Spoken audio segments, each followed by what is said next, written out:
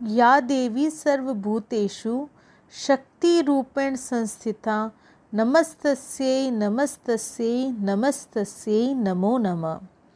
नमस्कार भक्तगण, आप सभी का हमारे YouTube चैनल शक्ति सुदर्शन उज्जैन पर स्वागत है। हिंदू धर्म में नवरात्र पर्व का खास महत्व होता है। 9 दिन तक लोग पूरी निष्ठा और श्रद्धा से माँ दुर्गा की आराधना करते हैं और दुर्गा सप्तशती का पाठ करते हैं। भागवत पुराण में कहा गया है कि नवरात्र के दौरान दुर्गा सप्तशती का पाठ करने से माँ दुर्गा की विशेष कृपा प्राप्त होती है। साथ ही दैहिक, दैविक और भौतिक तीनों तरह के ताप दूर हो जाते हैं। हिंदू धर्म शास्त्रों की मान्यता है कि विशेष समय पर दुर्गा सप्तशती का पाठ किया जाए तो व्यक्ति की सभी मनोकामना बहुत ही जल्दी पूरी हो जाती है। नवरात्र के 9 दिन में दुर्गा सप्तशती का पाठ करने के लिए शुभ समय देखकर करना चाहिए। ऐसी मान्यता है कि श्री दुर्गा सप्तशती का पाठ करने से व्यक्ति की सभी मनोकामना जैसे नौकरी, संतान, भूमि, भवन और वाहन सभी मनोकामनाएं जल्द पूर्ण होती हैं। यदि दुर्गा सप्तशती का पाठ सही समय पर किया जाए तो माता रानी की अति विशेष कृपा प्राप्त होती है। दुर्गा सप्तशती पाठ एक बहुत ही बड़ी उपासना है। दुर्गा सप्तशती का पाठ करना बहुत ही शुभ एवं लाभकारी रहता है, परंतु यदि इसका पाठ नवरात्र के दिनों में नियमित रूप से किया जाए तो व्यक्ति को विशेष फल प्राप्त होता है। घर में नकारात्मकता ऊर्जा प्रवेश भी नहीं होने पाती है, सदा सकारात्मकता बनी रहती है। दुर्गा सप्तशती में कुल 13 अध्याय हैं, जिन्हें 3 चरित्र या यूं कहें 3 हिस्सों में बांटा गया है। प्रथम चरित्र जिसमें मधुकैटभ वध की कथा है। मध्यम चरित्र में सेना सहित महिषासुर के वध की कथा है और उत्तर चरित्र में शुभ निशुभ वध और सूरत एवं वैश्य को मिले देवी के वरदान की कथा है। हर अध्याय के पाठ का अलग अलग फल मिलता है। पुराणों के अनुसार भगवान शिव ने माता पार्वती को एक उपाय बताया था। उन्होंने माता पार्वती से कहा था कि जो अग्रला, किलक और कवच का नित्य पाठ करते हैं उन्हें पुण्य फल की प्राप्ति होती है और संपूर्ण दुर्गा सप्तशती के पाठ का लाभ भी मिलता है। आज की इस वीडियो में हम दुर्गा सप्तशती पाठ के प्रथम व द्वितीय अध्याय का श्रवण करेंगे। दोनों अध्यायों का अपना अपना महत्व है। प्रथम अध्याय को पढ़ने से हर प्रकार की चिंता मिट जाती है। मानसिक विकारों की वजह से आ रही अड़चनें दूर होती हैं। मन सही दिशा में प्रेरित होता है और खोई हुई चेतना एकत्र हो जाती है। दूसरे अध्याय का श्रवण करने से शत्रु द्वारा घर व भूमि पर अधिकार करने एवं किसी भी प्रकार के वाद विवाद आदि में विजय प्राप्त होती है। इस वीडियो को अंत तक ज़रूर देखें और अगर आप हमारे चैनल पर नए हैं तो चैनल को सब्सक्राइब ज़रूर करें और बेल आइकन को दबाएं ताकि आने वाली नई वीडियोस की नोटिफिकेशन आपको मिलती रहे। आज हम दुर्गा सप्तशती पाठ के 5वां अध्याय, 6ठा अध्याय व 7वें अध्याय का श्रवण करेंगे। 5वां अध्याय, देवताओं द्वारा देवी की स्तुति। महर्षि मेधा ने कहा, पूर्व काल में शुभ निशुभ नामक असुरों ने अपने बल के मद से इंद्र का त्रिलोकी का राज्य और यज्ञों के भाग छीन लिए और वह दोनों इसी प्रकार सूर्य और चंद्रमा, धर्मराज और वरुण के अधिकार भी छीनकर स्वयं ही उनका उपयोग करने लगा। वायु और अग्नि का कार्य भी वही करने लगा और इसके पश्चात उन्होंने जिन देवताओं का राज्य छीना था उनको अपने अपने स्थान से निकाल दिया। इस तरह से अधिकार छीने हुए तथा दैत्यों द्वारा निकाले हुए देवता अपराजिता देवी का स्मरण करने लगे कि देवी ने हमको वर दिया था कि मैं तुम्हारी संपूर्ण विपत्तियों को नष्ट करके रक्षा करूंगी। ऐसा विचार कर सब देवता हिमालय पर गए और भगवती विष्णु माया की स्तुति करने लगे। देवताओं ने कहा, देवी को नमस्कार है, शिव को नमस्कार है, प्रकृति और भद्रा को नमस्कार है। हम लोग रौद्रा, नित्या और गौरी को नमस्कार करते हैं। ज्योतिषमयी चंद्र रूपिणी व सुख रूपा देवी का निरंतर नमस्कार है। शरणागतों का कल्याण करने वाली वृद्धि और सिद्धि रूपा देवी को हम बार बार नमस्कार करते हैं और राजाओं की लक्ष्मी तथा सवारणी को नमस्कार है। दुर्गा को दुर्ग स्थलों को पार करने वाली दुर्गपारा को सारा, सर्वकारिणी, ख्याति कृष्ण और घ्रूम देवी को सदैव नमस्कार है। अत्यंत सौम्य तथा अत्यंत रौद्र रूपा को हम नमस्कार करते हैं। उन्हें हमारा बारंबार प्रणाम है। जगत की आधारभूत कृति देवी को बार बार नमस्कार करते हैं। जिस देवी को प्राणी मात्र विष्णु माया कहते हैं उसको नमस्कार है, उसको नमस्कार है। जो देवी संपूर्ण प्राणियों में चेतना कहलाती है उसको नमस्कार है। जो देवी संपूर्ण प्राणियों में बुद्धि रूप में स्थित है उसको नमस्कार है। जो देवी सब प्राणियों में निद्रा रूप से विराजमान है उसको नमस्कार है।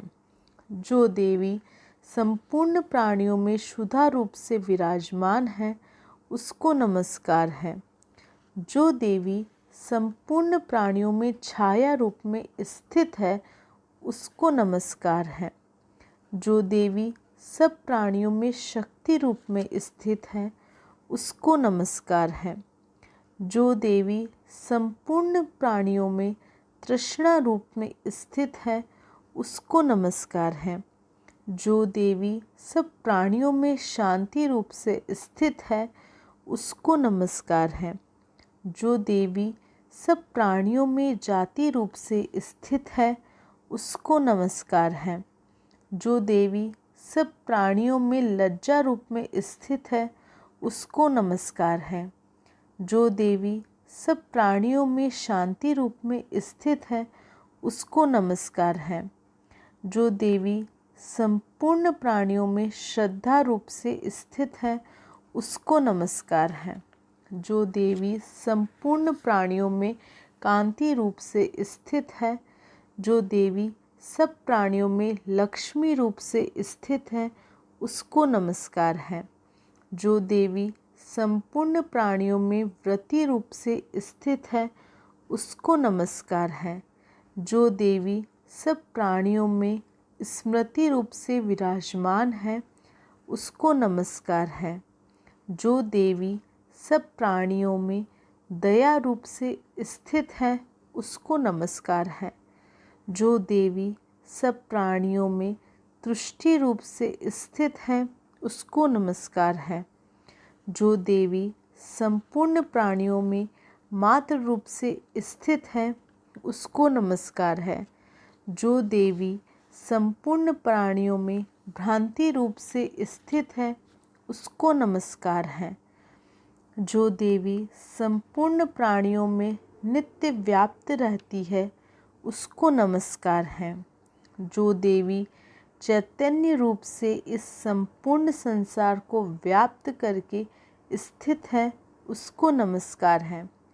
पूर्व काल में देवताओं ने अपने अभीष्ट फल पाने के लिए जिसकी स्तुति की है और देवराज इंद्र ने बहुत दिनों तक जिसका सेवन किया है, वह कल्याण की साधना भूता ईश्वरी हमारा कल्याण और मंगल करे तथा सारी विपत्तियों को नष्ट कर डाले। असुरों के सताए हुए हम संपूर्ण देवता उस परमेश्वरी को इस समय नमस्कार करते हैं तथा जो भक्त पूर्वक स्मरण की जाने पर तुरंत ही सब विपत्तियों को नष्ट कर देती है, वह जगदम्बा इस समय भी हमारा मंगल करके हमारी समस्त विपत्तियों को दूर करें। महर्षि मेधा ने कहा, हे राजन, इस प्रकार जब देवता स्तुति कर रहे थे तो उसी समय पार्वती देवी गंगा में स्नान करने के लिए आई। तब उनके शरीर से प्रकट हुए शिवा देवी बोली, शुभ दैत्य के द्वारा स्वर्ग से निकले हुए और निशुभ से हारे हुए यह देवता मेरी ही स्तुति कर रहे हैं।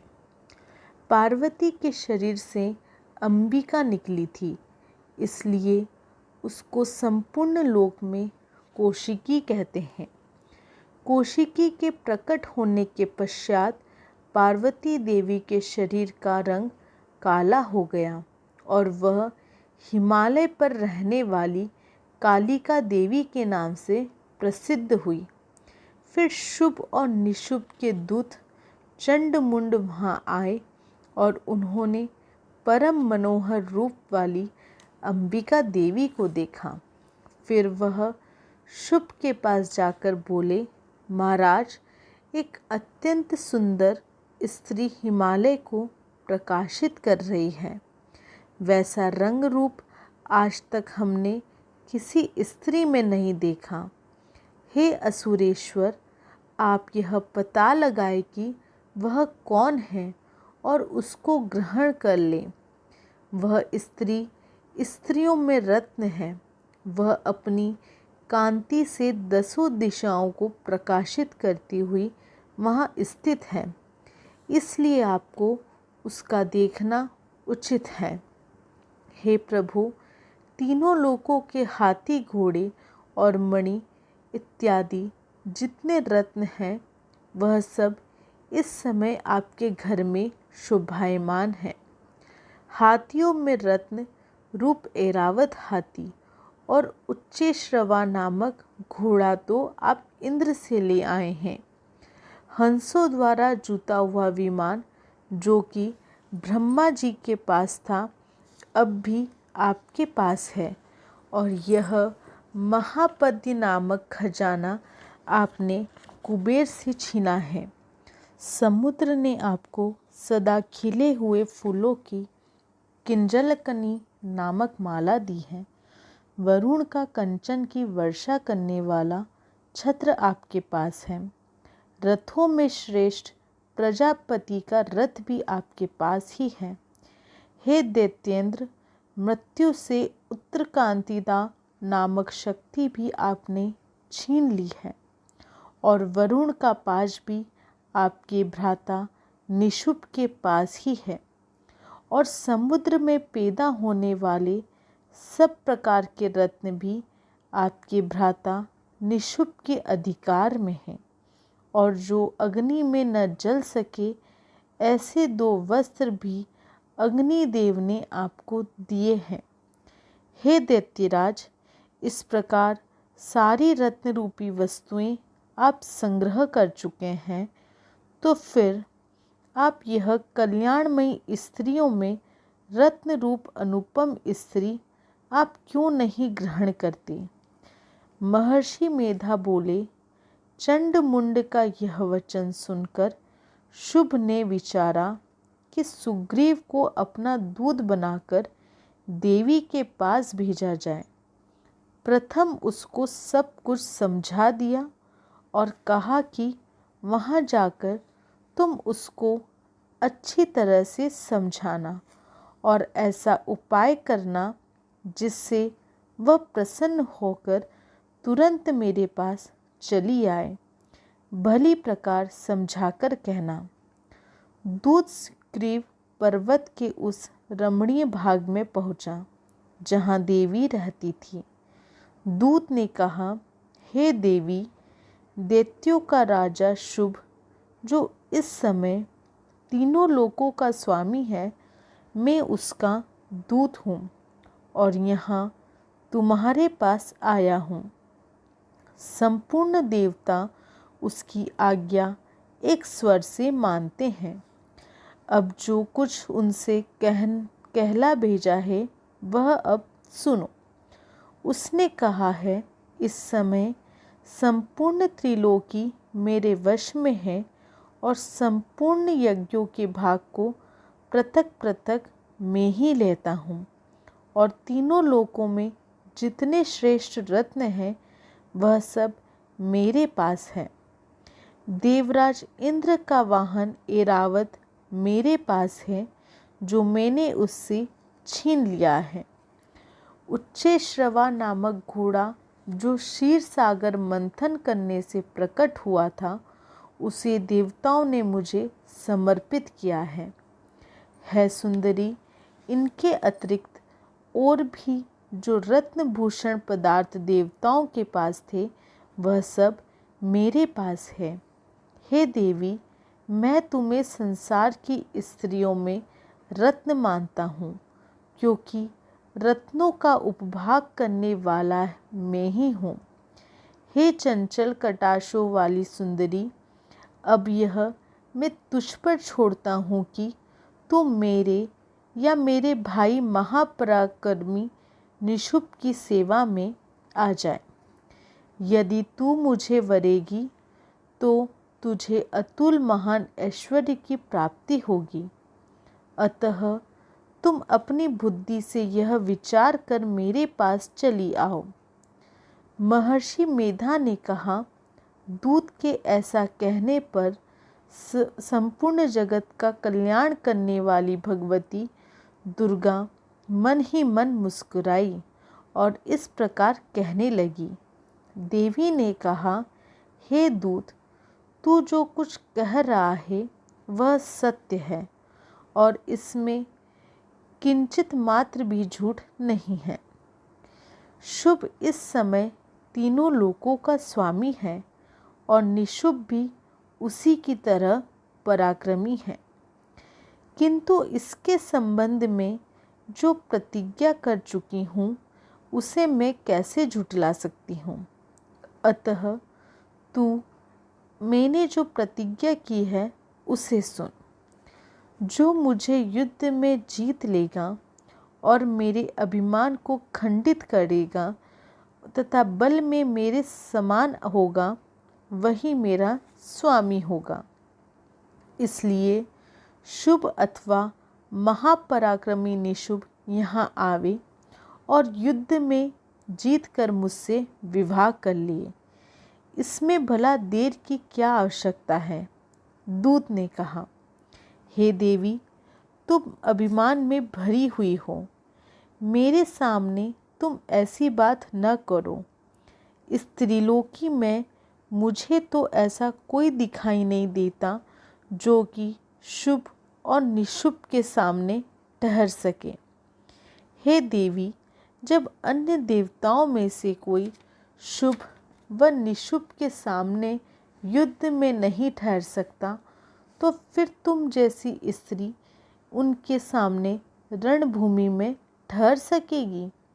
जिन निशुम्भ आदि असुरों के सामने इंद्र आदि देवता नहीं ठहर सके, तो फिर तुम अकेली स्त्री उनके सामने कैसे ठहर सकोगी। अतः तुम मेरा कहना मानकर उनके पास चली जाओ, नहीं तो जब वह तुम्हें केश पकड़कर घसीटते हुए ले जावेंगे तो तुम्हारा गौरव नष्ट हो जाएगा। इसलिए मेरी बात मान लो। देवी ने कहा, जो कुछ तुमने कहा ठीक है। शुभ और निशुभ बड़े बलवान हैं, लेकिन मैं क्या कर सकती हूँ, क्योंकि मैं बिना विचारे प्रतिज्ञा कर चुकी हूँ। इसलिए तुम जाओ और मैंने जो कुछ कहा है वह सब आदरपूर्वक असुरेंद्र से कह दो। इसके पश्चात जो वह उचित समझे वह करेंगे। 5वां अध्याय समाप्त हुआ। 6ठा अध्याय इस प्रकार है। 6ठा अध्याय ध्रुमलोचन वध। महर्षि मेधा ने कहा, देवी की बात सुनकर दूत क्रोध में भरा हुआ वहाँ से असुरेंद्र के पास पहुँचा और सारा वृत्तांत उसे कह सुनाया। दूत की बात सुन असुरेंद्र के क्रोध का पारावार न रहा और उसने अपने सेनापति ध्रुमलोचन से कहा, ध्रुमलोचन, तुम अपनी सेना सहित शीघ्र वहाँ जाओ और उस दुष्टता के केशों को पकड़कर उसे घसीटते हुए यहाँ ले आओ। यदि उसकी रक्षा के लिए कोई दूसरा खड़ा हो, चाहे वह देवता, यक्ष अथवा गंधर्व ही क्यों न हो, उसको तुम अवश्य मार डालना। महर्षि मेधा ने कहा, शुभ के इस प्रकार आज्ञा देने पर ध्रुमलोचन 60,000 राक्षसों की सेना को साथ लेकर वहाँ पहुँचा और देवी को देख ललकार कर कहने लगा, अरे तू अभी शुभ और निशुभ के पास चल। यदि तू प्रसन्नतापूर्वक मेरे साथ न चलेगी तो मैं तेरे केशों को पकड़कर घसीटता हुआ तुझे ले चलूँगा। देवी बोली, असुरेंद्र का भेजा हुआ तेरे जैसा बलवान यदि बलपूर्वक मुझे ले जावेगा तो ऐसी दशा में मैं तुम्हारा कर ही क्या सकती हूँ। महर्षि मेधा ने कहा, ऐसा कहने पर ध्रुमलोचन उसकी ओर लपका, किंतु देवी ने उसे अपनी हुकार से ही भस्म कर डाला। यह देखकर असुर सेना क्रुद्ध होकर देवी की ओर बढ़ी, परंतु अंबिका ने उन पर तीखे बाणों, शक्तियों तथा फरसों की वर्षा आरंभ कर दी। इतने में देवी का वाहन भी अपनी ग्रीवा के बालों को झटकता हुआ और बड़ा भारी शब्द करता हुआ असुर सेना पर कूद पड़ा। उसने कई असुर अपने पंजों से, कई अपने जबड़ों से और कई को धरती पर पटक कर अपने दाढ़ों से घायल करके मार डाला। उसने कई असुरों के अपने नखों से पेट फाड़ डाले और कई असुरों का तो केवल थप्पड़ मारकर सर धड़ से अलग कर दिया। कई असुरों की भुजाएं और सिर तोड़ डाले और गर्दन के बालों को हिलाते हुए उसने कई असुरों को पकड़कर उनके पेट फाड़कर उनका रक्त पी डाला। इस प्रकार देवी के उस महाबलवान सिंह ने क्षण भर में असुर सेना को समाप्त कर दिया।